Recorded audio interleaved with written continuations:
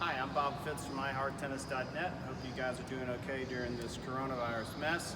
I know some of you are getting really cooped up in the house and eager to get outside. So I want to talk a little bit today about how to properly use the backboard. A lot of us just want to get outside and get some fresh air, get some vitamin D, or maybe escape from your little brothers or your parents or your kids. And so it might just be to get outside and get some hand-eye coordination. And depending on where you live, you might not be allowed to even go outside. So if that's the case, I'm sorry to hear that. I hope you're still exercising and somehow keeping your sanity.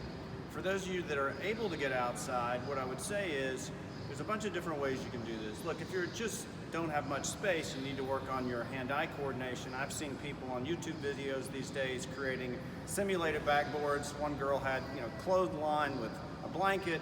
But what I'm really talking about here today is how to use a wall if you have a wall. So I'll show you this later. Right now I am in a breezeway that's the first floor of the high-rise I live in is actually 2 stories tall. So I have a great wall here I've discovered. And it's covered from the sun. We're starting to get hot here in South Florida. It's probably in the low 80s with 70% humidity every day. So it's nice not to be in the sun. So, and this provides an excellent space to work on your game. In general, the taller the wall, the more you're going to be able to do. Same thing for the width of the wall. So, look, practicing itself is fun. But I would say that you need to have a purpose to your practice. And so in this first discussion, we're going to talk a little bit about how to set up the practice area and what you want to think about doing. And then we'll talk later about techniques and drills and stuff that you can do when you actually have a wall. So what I would say, the first thing about your space is, you might be able to find a warehouse that has a nice parking lot that's relatively clean. You can sweep it. Brick wall, something, the smoother the better, the same thing for the surface. The taller the better, the wider the better, that's a little obvious. The other thing is that you want to simulate the game to the extent that you can. It's not going to do you a heck of a lot of good other than working on hand-eye coordination if you're hitting balls, that are a foot off the ground. So try to take a piece of chalk, a piece of tape or something and make a net. And so tennis rackets are typically 27 inches long and they're about 10 inches wide. So if you measure the racket, the length plus the width, that's pretty much where the midpoint of a net would be. The midpoint of a net is 36 inches, 6 inches higher at the post, which is 42. I like to practice as if all balls were going on the post. Also, you want to practice creating a margin. So maybe another 6 inches. This wall here actually has this little pipe here, and I'm not going to take chalk and mark it. So I can extend this line and see more or less where my net should be. So I'm going to practice today hitting over the net. So the first thing you want to do is figure out kind of what your net point is. So now that you've gotten your wall that you've discovered and you figure out where your net is, you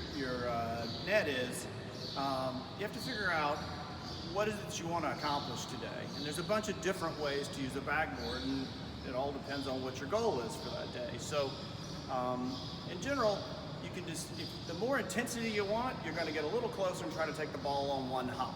And so that might be because you're treating your session on the wall as a way to work on your fitness, the way to work on your footwork, the way to take the ball early, or you might decide that what you really want to do is groove your stroke. So you're working on technique. When you stand in and take the ball on one bounce, typically you're hitting a ball much in the court than you would be if you were actually out playing. And so, simulating the actual distance will put you back about 13 paces, 39 feet from the net. And a lot of times the ball's going to bounce twice. And some people are under the illusion that that's actually a bad thing, that the ball can't bounce twice. It's not really true. Again, it depends on what you're working on. You can make it pretty intense, hitting from back there too, and the ball bouncing twice, or you can hit it high enough and hard enough that the ball will get back to you all the way there in one hop. It takes a lot of work, and what it ends up doing is you tend to hit the ball too high on the wall when you're doing that in order to make it come back, because if you hit it low and hard, it's going to be a skipper coming back to you. These are not universal truths, but in general, that's the case. So you want to work on footwork, you want to work on taking it on one bounce, you want to work on quickly working on your positioning, taking the ball early. You're going to stand in a little closer and do on one hop. Want to work on technique, want to work on grooving a stroke, learning a new stroke. You might decide you're going to teach yourself how to hit a forehand slice or a squash shot, something I've been working on. You're going to stand a little further back and let that ball bounce a couple of times. You can also simulate games and simulate points. You might hit a phantom serve into the middle of the nets or wall so it bounces back to you, then work on your volleys. You can work on ground strokes from the back. You can move in closer and decide you're going to work on just volleys. So you have to figure out what it is that you want to accomplish while you're out here on the net, and then to design the drills that relate to that session. I typically don't take the wall as a form of exercise. I would exercise a lot. I'm not a tennis pro. I'm an extremely enthusiastic player, and so when I typically hit on a wall, I'm working on stroke production. I'm working on trying to work on form, also learn some new strokes. And so I typically stand further back, simulated behind a real baseline, 39 feet, and the ball's typically going to bounce twice. It's not the case for all the time.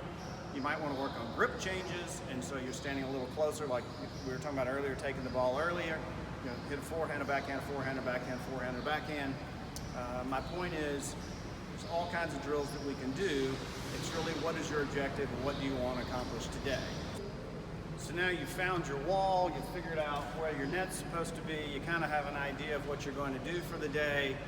Congrats to you for getting outside and being able to work on the game that you love. Go out there and have some fun today. Keep your sanity in all this mess, and hopefully before too long we'll all be outside playing again soon. Thanks again for watching IHeartTennis.net. Visit us on the web at IHeartTennis.net or our YouTube channel, IHeartTennis, and join our community and tell others. Okay, this is my wall.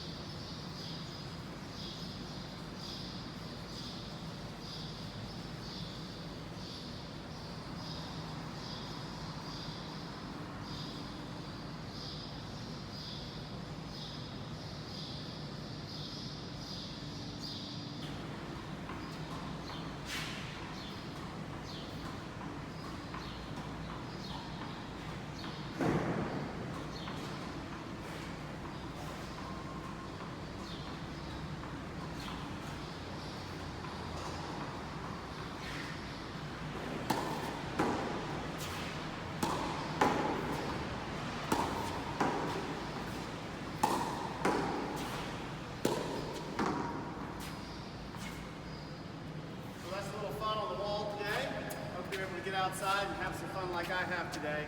Keep working on your game. Be safe. Hope to see you soon. Enjoy.